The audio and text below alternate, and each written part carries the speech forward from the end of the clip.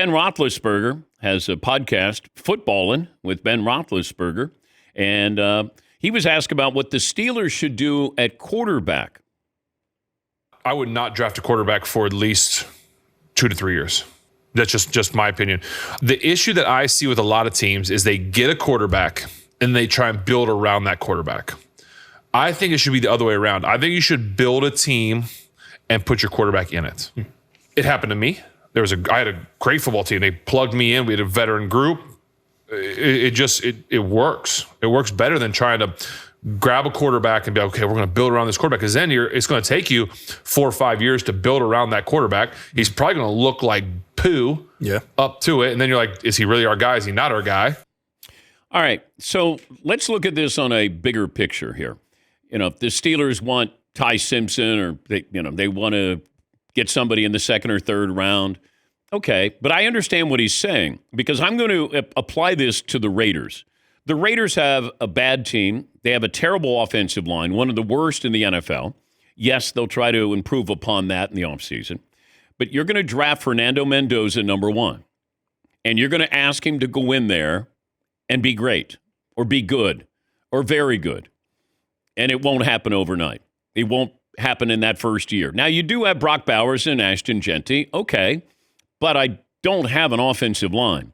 And I always go back to Andrew Luck. Andrew Luck was generational. He was going to be the next John Elway. Can't miss until you go to an organization that got him but didn't improve their offensive line, until they did improve their offensive line and Andrew Luck was done playing. He was tired of being beat up. I don't know if Fernando Mendoza is a great quarterback. I think he's a great story. But I would not draft him number 1 if I'm the Raiders. If I'm the Raiders, I say to the Arizona Cardinals, hey, you interested? How about the Colts? If you don't want Danny Dimes, or maybe you do have Danny Dimes and you bring in Fernando Mendoza, keep him in Indianapolis. But if I'm the Raiders, I need help. Why can't I trade down? How many GMs are fired or coaches fired because they passed on somebody? Usually you get fired because you went up and got somebody. You said, we got to go all in on Trey Lance, although nobody got fired with that. Mitchell Trubisky, we're going to go up and get him. If I'm the Raiders, I trade it. I want to see what's out there. You don't have a coach yet. I mean, that's a tough situation for this kid to go into. He just officially declared for the NFL draft. And the Raiders, by all accounts, are going to take him. But I would not. And it might be one of those where, man, you passed up on a generational talent. I don't think he's a generational talent. I think he's a great kid to have as the face of your franchise. And maybe you can build around him. I mean, Indiana, let's not lose sight of this. Indiana had a great team. Great team. Balanced team. Both sides of the ball. His numbers weren't great, but he was great when he needed to be. Is that enough to pin your hopes on that guy with your team in that town? I wouldn't do it. Yeah, Paulie. And this really isn't about Mendoza or slighting Mendoza. It's about the Raiders situation.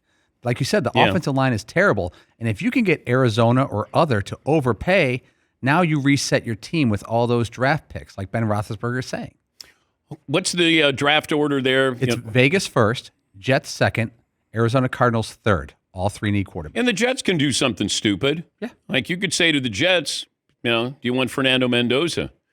Because we're now looking at Sam Darnold and saying, Sam wasn't really the problem. The Jets are the problem. I mean, Sam Darnold played very high-level football last year. I know what happened in the postseason, and here he is, maybe on the cusp of going to the Super Bowl. Sam Darnold wasn't the problem. But let's go back to that draft. Sam Darnold was the safe pick. That guy, you know what? Maybe you don't have a high, but, the floor is, not low. He's a good kid, makes the right decisions, comes from a big program. Yeah, he's going to help the Jets. Well, you don't have a team around him. It's not like Mark Sanchez when he went to the Jets. The Jets, that was a good team. Went to a couple of AFC title games. But I'm bringing Fernando Mendoza in there. This could be a situation that's similar to David Carr, Derek Carr's brother, when he went to the Texans. And I thought David Carr was a really talented quarterback. And I still feel like he's a really talented quarterback. But he went to a terrible team. He got sacked more times than any other quarterback in history over the first 3 years. And he was done. Now he resurfaced elsewhere, but he was done. He was not a franchise quarterback. I don't want to kick you in the shin as soon as you walk in. Yes, Eaton. It does feel like you'd be asking Fernando Mendoza to do a hell of a lot. Yes. Right out of the gate. Yes. And yeah, maybe shoring up a bunch of other positions for a year or two, and then bringing in a quarterback after that could make a lot of sense. There's lots of talent in the draft. It might not all be quarterback talent, but there's certainly other sure things in there. Well, that's just it. You got Mendoza, who is the number one pick, but it's not a deep draft when it comes to quarterbacks here. I mean, if Arch Manning's available, okay. But even then, I wouldn't put Arch Manning in that situation with the Raiders. And it could be generational. You could get a generational talent. I've just seen it too many times where you reach for somebody or you expect them to be great and you throw them in there. And then you go, hey, we got our franchise quarterback. Oh, he's getting the hell beat out of him, but we got our franchise quarterback. I want to go in knowing the first thing I have is a good offensive line. That's it. I got to have an offensive line.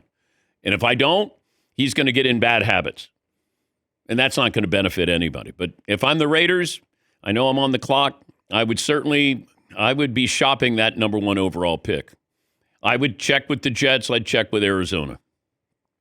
You just want to get one team that overpays. Or if you get two in a bidding war, then you get a treasure trove here.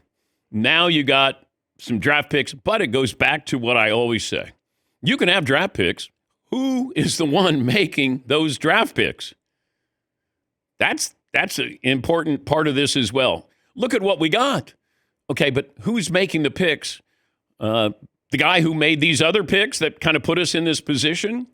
But Mendoza going in there, there's nothing he does that is electric, nothing that he does where you go, well, you know what? He can run like Josh Allen or Lamar Jackson. He can get out of trouble. He can't.